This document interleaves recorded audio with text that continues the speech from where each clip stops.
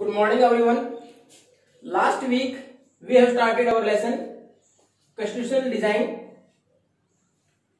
Chapter 2, Civics. At that time we have discussed how we proceed towards our new constitution after independence. कि हमें आजादी के बाद एक नए संविधान की जरूरत थी कि हमारे अनुसार हमारी व्यवस्था चले, उसके लिए हमने किस प्रकार आगे बढ़े. What are the problems faced by us? क्या क्या हमारे सामने समस्याएं थी? How we overcome those problems? उन समस्याओं से हम बाहर कैसे आए? How we learn from different countries and different institutions established by the Britishers? जो अलग अलग संस्थान अंग्रेजों ने शुरू किए थे उनसे हमने कैसे सीखा, अलग अलग देशों से हमने कैसे सीखा. उसमें हमने डिस्कस किया इतनी सारी डाइवर्सिटीज, इतनी सारी लैंग्वेजेस, बाद में बोले थे इतनी सारी कास्ट ग्रुप्स, इतने सारे रिलीजन्स हैं, कल्चर्स है, तो उनको एक साथ अकोमोडेट करके चलना, एक अच्छे संविधान को निर्माण करना, सब उसको माने.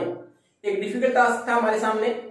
उसमें हमें तो मदद मिली केवल ये थी कि जो बेसिक प्रिंसिपल्स हैं कॉन्स्टिट्यूशन के, चाहे वो इक्वालिटी है, चाहे फ्रीडम है, चाहे यूनिवर्सल एडेड फ्रेंचाइज था, इसके ऊपर सबकी सहमति थी.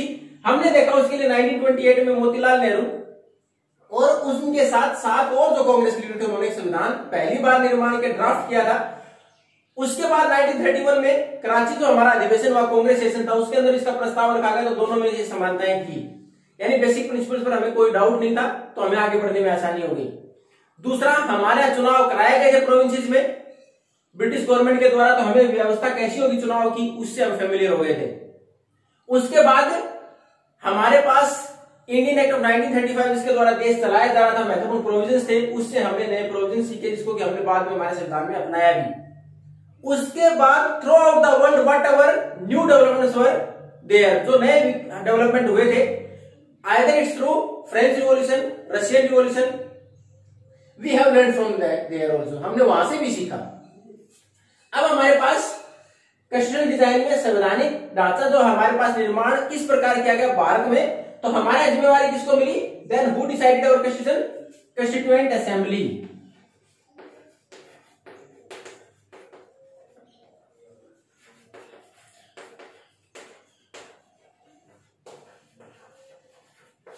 हमने पढ़ा था 8th क्लास में भी, कॉन्स्टिट्यूएंट असेंबली, संविधान सभा, जिसने कि हमारे संविधान की ड्राफ्टिंग की कि हमारा संविधान कैसा होगा, उसकी पूरी ड्राफ्टिंग की थी. अब ये कॉन्स्टिट्यूएंट असेंबली में कौन लोग शामिल थे, किस प्रकार बनी है? तो कॉन्स्टिट्यूएंट असेंबली के लिए चुनाव कराए गए थे, इलेक्शंस वर हेल्ड. और कब हुए इलेक्शंस? जुलाई 1946 में हमारे कॉन्स्टिट्यूएंट असेंबली के लिए चुनाव कराए गए, संविधान सभा के लिए चुनाव कराए गए. Leaders from different regions, provinces, and from different religious groups, caste groups, etc., linguistic groups are elected. बहुत सारे मेंबर चुने गए. अब इसमें जो संविधान सभा है उसने ड्राफ्टिंग की जिम्मेवारी ली, यानी उनको जिम्मेवारी दी गई ड्राफ्टिंग करने की. उसके बाद एक संविधान ड्राफ्ट किया गया, संविधान तैयार किया गया, प्रारूप तैयार किया गया, किस प्रकार हमारा संविधान होगा, क्या क्या प्रोविजंस होंगे. और उस वक्त जो मेंबर थे, हालांकि आपकी बुक में मेंशन नहीं कर रखा है, but it was there in 389 members were there.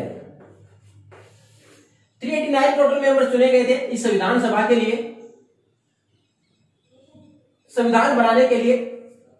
अब लेकिन जैसे ही पार्टीशन हुआ at the time of independence, आजादी के समय, तो हमारे यहां ये दो हिस्सों में, भारत और पाकिस्तान की कॉन्स्टिट्यूशन असेंबली दो हिस्सों में बढ़ गई. संविधान सभा पाकिस्तान के अलग, भारत के अलग. तो भारत में कितने रहे? केवल जो आपकी बुक में मेंशन है 299. इसका मतलब 90 मेंबर, इसमें से माइनस 90 बच गए. 90 मेंबर पाकिस्तान कॉन्स्टिट्यूशन असेंबली में चले गए. हमारे पास संविधान बाद में निर्माण कितने लोगों ने किया? 299. अब जुलाई में चुनाव कराए गए थे, दिसंबर में इसकी पहली मीटिंग हुई.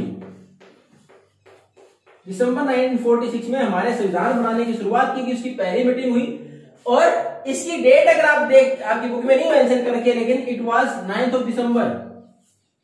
आपकी बुक में पहले अध्यक्ष का भी नाम नहीं है. और 9th of December the temporary president who was elected for constituent assembly was doctor Sachchidanand Sinha. जो पहले अध्यक्ष एक दिन के लिए टेम्परेरी तौर पर बनाया गया पहली मीटिंग में, तो वो थे डॉक्टर सच्चिदानंद सिन्हा. उसके बाद परमानेंट तौर पर किसको बना दिया गया था? उसके बाद प्रमाण तौर doctor Rajendra Prasad was the chairman और प्रेसिडेंट ऑफ कॉन्स्टिट्यूएंट असेंबली. तो इन लोगों के पास जिम्मेवारी आई. जो अलग अलग एरिया थे 389 इन द बिगिनिंग, उसके बाद जब पाकिस्तान हमारे से अलग हो गया, 2 कॉन्स्टिट्यूंट असेंबली में डिवाइड हो गई, भारत और पाकिस्तान, तो हमारे पास थे 299। इन लोगों ने हमारे संविधान का निर्माण किया। बेसिक प्रोविजंस उसमें पहले सहमति थी। एक चीज आज हमें आश्चर्य होता है कि after the adoption of that constitution we have spend nearly about 70 years, 70 साल का समय हो गया, लेकिन आज तक क्वेश्चन किसी ने रेज संविधान के ऊपर नहीं किया। How we are going to follow it, क्यों, किस प्रकार पालन कर रहे हैं, आज तक संविधान क्यों लोगों ने मान लिया? बहुत सारे कारण हैं। अब हमारे यहाँ इसको अडोप्ट तो कब कर रहे, कॉन्स्टिट्यूशन असेंबली ने कब अडोप्ट कर लिया था इसको, 1946 में शुरुआत हुई थी और 26 नवंबर 1949 हमारा संविधान बनके तैयार हो गया था।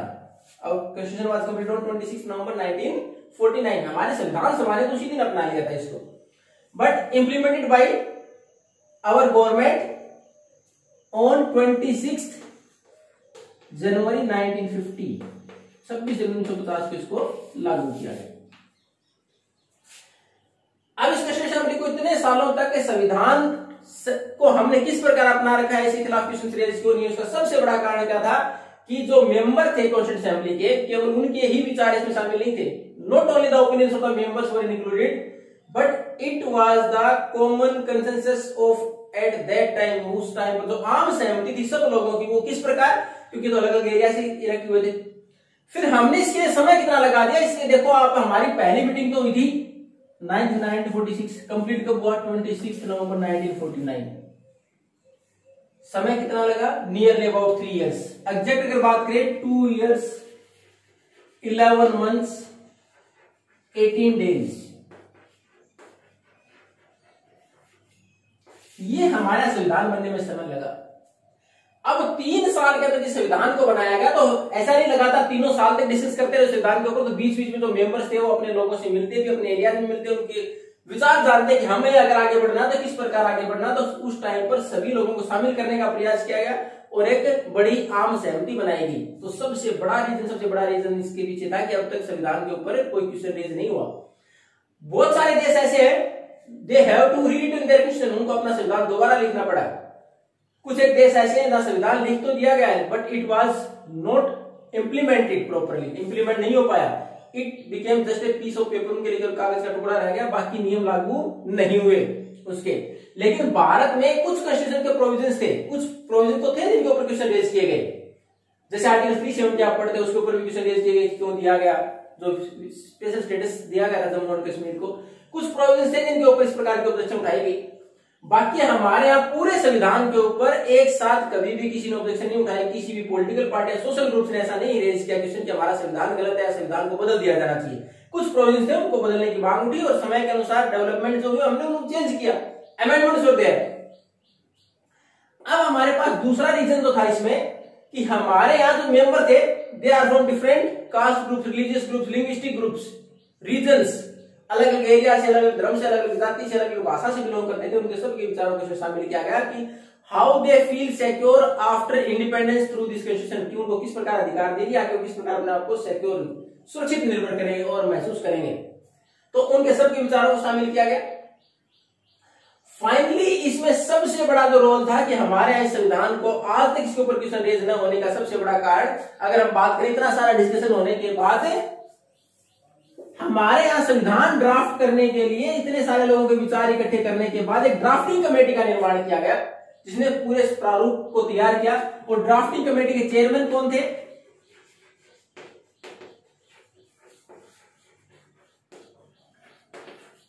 ड्राफ्टिंग कमेटी के चेयरमैन थे डॉक्टर भीमराव अंबेडकर।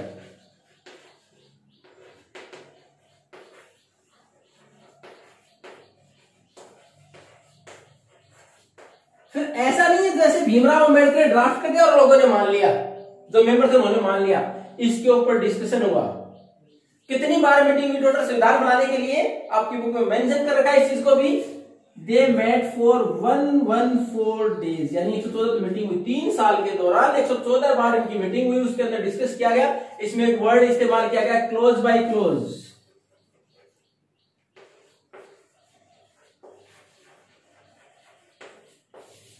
यानी एक एक पॉइंट के ऊपर डिस्कशन हुआ, यानी जितने मेंबर थे सब ने अपनी उस टाइम पर जो भी उनकी चिंताएं एंजाइटी वाज देयर, कोई भी उनके मन में रहा हो कोई भी संदेह, तो उनके मन में कोई भी संदेह रहा, उन्होंने हर चीज के ऊपर 1 by 1 डिस्कस किया।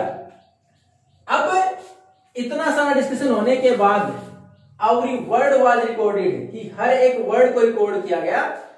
उसमें जितने जब हमारा संविधान बना गया, एक एक वर्ड एक एक क्लोज जिसके ऊपर डिस्कशन हुआ, और इसमें लगभग कितने बदलाव हुए, nearly about 2000 amendments were there.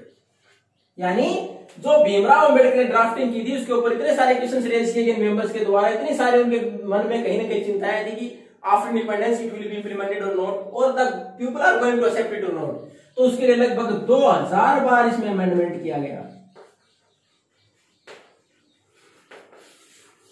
और जब ये सारी डिबेट डिस्कशन का रिकॉर्ड किया गया तो उसके बाद लगभग इसके लिए heavy 12 books,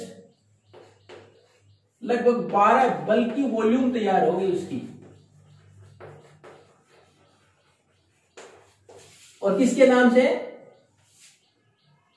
debates on question by question assembly, question assembly के लिए जो डिबेट्स थी उसके नाम से 12 वॉल्यूम, इतनी सारी किताबें चल रही। उसमें पूरे एक एक वर्ड को रिकॉर्ड किया, जिसने क्या बोला, किस चीज के ऊपर कैसे क्वेश्चन रेज किया, किस व्यक्ति की आवाज किसने किस प्रकार उठाई। तो इसलिए हमारे यहाँ एक एक चीज के ऊपर डिस्कशन हुआ, 2000 बार अमेंडमेंट किया गया, उसके बाद संविधान को अपनाया गया था। तो इसमें गुंजाइश बहुत कम थी कोई भी क्वेश्चन रेज होने की। इसलिए हमने इस संविधान को 70 साल हो गए संविधान लागू, तो भी अब तक उसके ऊपर कोई क्वेश्चन रेज नहीं हो पाया है। कुछ अमेंड हाँ हमारे यहाँ कुछ प्रोविजन पर हुआ, दे आर चेंज्ड और अमेंडेड, उनको कुछ बदल दिया गया। अब हमारे पास नेक्स्ट क्लास में we are going to discuss about the basic concept behind Indian constitution. हमारे संविधान के लिए गाइडिंग प्रिंसिपल्स कौन से रहे, कौन सिद्धांत जिनको हमने पालन करते हुए हमारे भारतीय संविधान का निर्माण किया, उसके बारे में हम पढ़ेंगे in the next class. Thank you, have a nice day.